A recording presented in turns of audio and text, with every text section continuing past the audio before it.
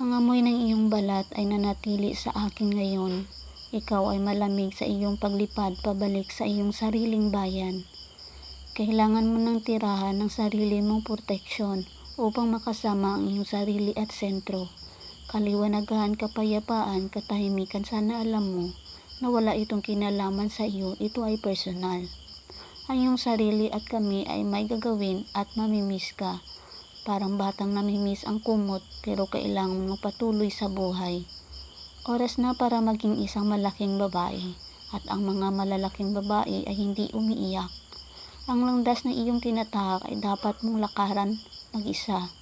Kailangan gumawa ng mga hakbang hanggang sa ganap na lumaki.